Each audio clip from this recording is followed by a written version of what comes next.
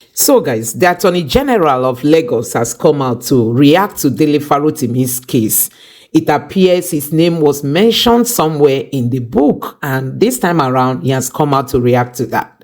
Before I let you watch that reaction, I want you to also take a look at this headline coming from Kenneth Okonkwo, and he says nothing must happen to Dele Farotimi in prison. The same thing is also on the second headline. Kenneth Okonkwo warns against harm to Dele Farotimi in prison amid defamation case. So we have seen how these people have gone all out on Dele Farotimi. A lot of, suits against him now in court. I mean, it's not just the Ekiti chief that is dragging him. So many lawyers have filed their own suits against him in court. And Kenneth Okonkwo is expressing, worries over his safety in prison. So, guys, I want you to now take a look at what the Attorney General of Lagos State has got to say as regards to some of the things in Dele Farotimi's book. The only thing we are asking them is for them to allow Dele Farotimi to come bring forth his evidence, because he said, "Take me to court, I will prove all I've said." Take a look at what he has got to say. Case of Lagos-based lawyer Dele Farotimi against very senior legal practitioner Are Babalola, senior advocate of Nigeria. We'll also bring you the reactions of the Attorney General and Commissioner for Justice, senior advocate of Nigeria Lawal Pedro, who was also mentioned in the book Nigeria and its Criminal Justice System. Also showing on the program, the Human and Environmental Development Agenda Header Resource Center hosts events to commemorate the International Anti-Corruption Day, makes case for combated efforts to tackle corruption. Plus our recap of the top trending stories in the news. Hello and welcome to the program. I am Shola Shuyeli. After the remand of Dele Farotimi at the Correctional Center in Ekiti on the orders of the Magistrate Court, the police in the state filed a fresh charge at the Federal High Court, also in Ado Ekiti. The fresh 12-count charge focused on Farotimi's online interviews, where he reiterated allegations made in his book. On Monday, December 9th, Farotimi was taken before the Federal High Court at Ado Ekiti, where he was arraigned on the fresh charge and granted bail in the sum of 50 million naira with one surety in like sum. The case was then adjourned to January 29, 2025. On Tuesday, December 10, Farotimi was back at the Magistrate Court, where his bail application was taken on the 16-count charge pending against him before that court. The charge at the Magistrate Court borders on the allegations made in his book. The first hurdle the defense team had to cross was the objection to the appearance of a senior advocate of Nigeria, Yinka Olumide Fusika, on the ground that a senior advocate could not appear before an inferior court. Magistrate Abayomi Adeosun reserved his decision on that objection till a later date. The magistrate also adjourned till Friday, December 20th, his ruling on the bail application. Outside the court, supporters of the parties engaged in a war of words.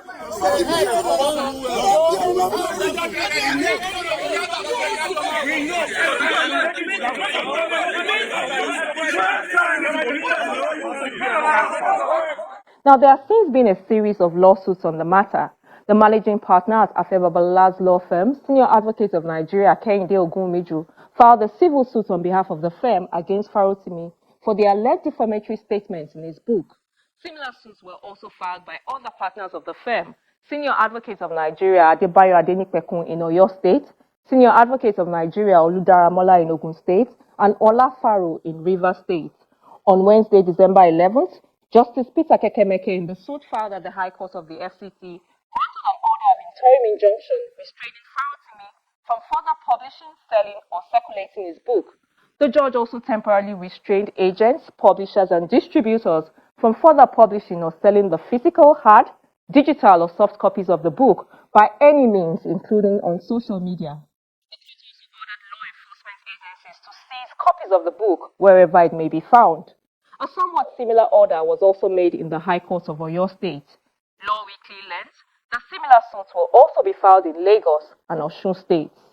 The law firm of Afe Babalola has also written a 90-page petition to the Legal Practitioners Disciplinary Committee, LPDC, asking it to strike out the name of Dele Farotimi from the role of legal practitioners in Nigeria for violating certain provisions of the rules of professional conduct for lawyers. According to the petitioners, Farotimi engaged in conduct which is unbecoming of a legal practitioner by making false accusations against the Supreme Court and the legal profession. The The petitioners also stated that the contravention of these rules by Farotimi prompted the petition to protect the dignity of the legal profession, the dignity of the court as the temple of justice, and to uphold the standards of the legal profession. The Legal Practitioners Disciplinary Committee, LPDC, is the regulatory body that investigates and addresses misconduct among Nigerian lawyers. The body can order that the name of a legal practitioner be struck off the roll of lawyers kept at the Supreme Court, and such decision is subject to appeal at the Supreme Court.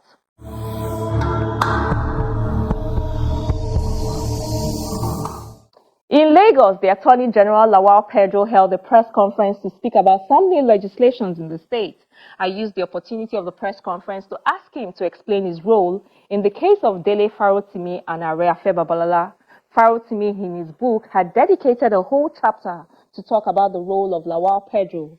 He alleged in the book that Pedro, at the material time, was the Solicitor General of Lagos and had allegedly corrupted himself, abandoned the interests of the state, and became the undisclosed counsel to the Eletu family, thus betraying the public interest. Here's what Pedro had to say about the issue and his role in the whole saga. I think the man got it totally wrong. Totally wrong. And what I did, and I have not stopped saying it, if it happens again, I will do the same thing. It was a total misconception of the old scenario. And if you know, this is a case between family, two families, Ojomu and Eletu. And Lagos State government was never a party to the suit. So they did their cases, I don't know, maybe Dele, Farotimi, whether it was a counsel to one of the parties or an assignee or a company that bought from one of the parties. I wouldn't know. What would have angered him most, I don't understand why he went well out. Well, he may have misread it, but I'll put the facts straight. After the judgment, the whole of Nikon Estates, UAC, French colony, let's just take the entire Osaka London, were to be bulldozed. You were all here. I was also general, and there was already bulldozer to begin to escalate. Whoever owns the land owns whatever is on it. And then Mr. Governor drew my attention to it. There's going to be a problem. So what I did was to say, hey, wait a minute, this is Lagos. You can't be destructive, a little. Can you come to a round conference table? What is happening? Hey, we got judgment in Supreme Court. After Supreme Court has delivered a judgment, what else?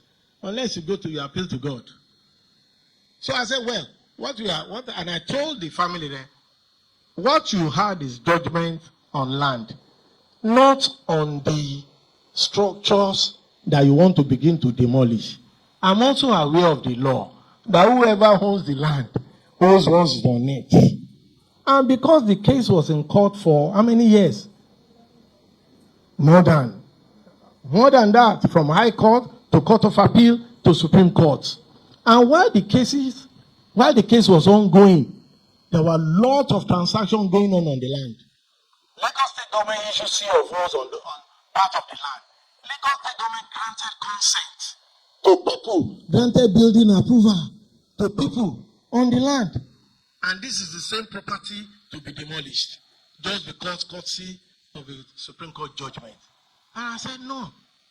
And with the support of Mr. Governor then, Mr. Babatunde Fashola, Senior Advocate of Nigeria, I said what we can do is to compromise this judgment by giving Eletu another parcel of land, like Banana Island. They can sandfield, and they can use that as replacement.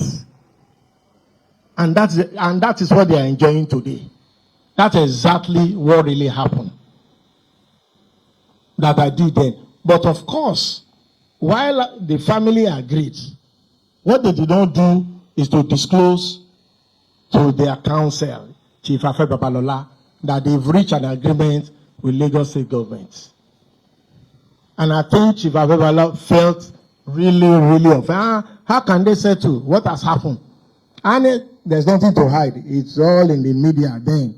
That maybe I took over Chief Afe Babalola's client. I collected the $10 million that was supposed to be this thing.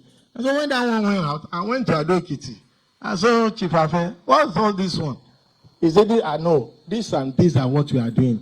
Chief Afe never believed that the governors have approved that another land be given to elite people.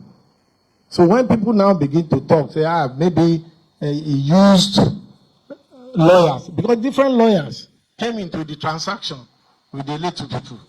And there's none of these lawyers that I do not know.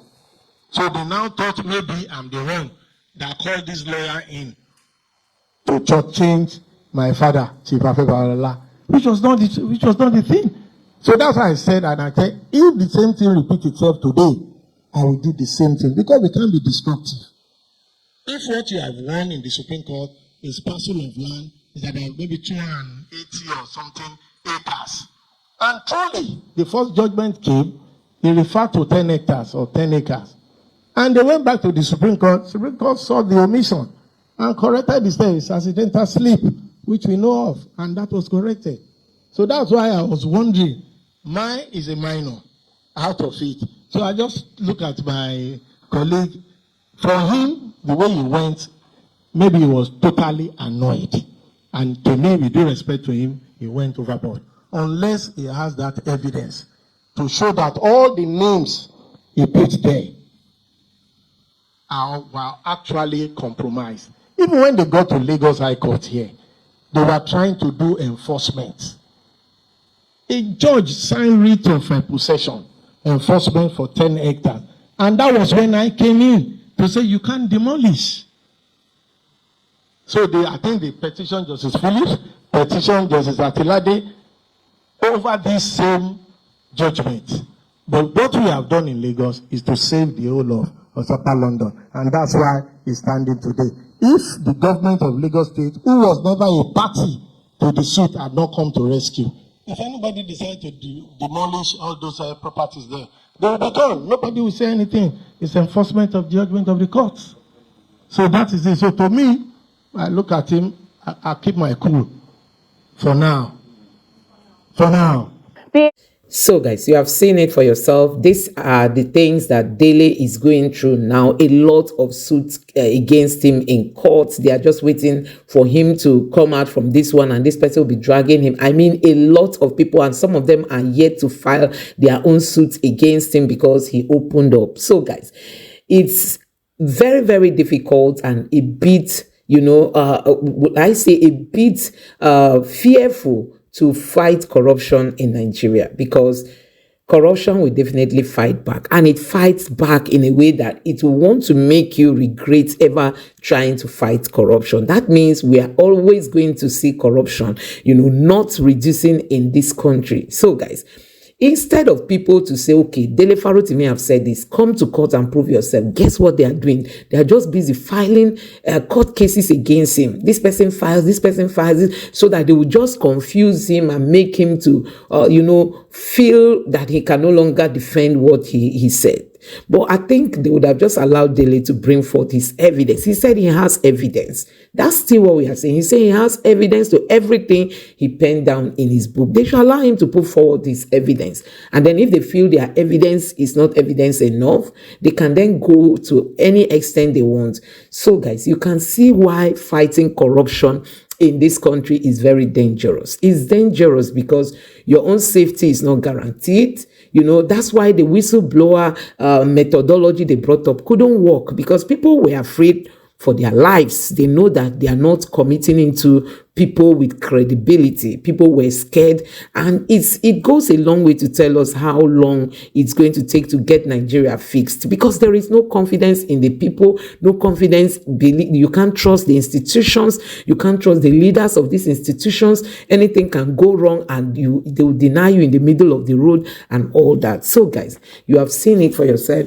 Don't forget that Mr. Dele Farotimi is still in jail. This is the 13th day of him being in prison. And they said they are going to allow him again to appear before the court on the 20th. So we look forward to the right things being done, so that they don't scare the people from standing up for what is good in Nigeria, because I think that is where we are entering. They want people to be scared, people to be afraid, people not to talk, people not to speak up. That is where we are today in Nigeria. Anyway, let me know what you think about all this in the comment section below. Please don't forget to subscribe to the channel, turn on the notification bell. Please give this video a like so that YouTube can recommend it to others, and drop your thoughts in the comment section below. Thank you.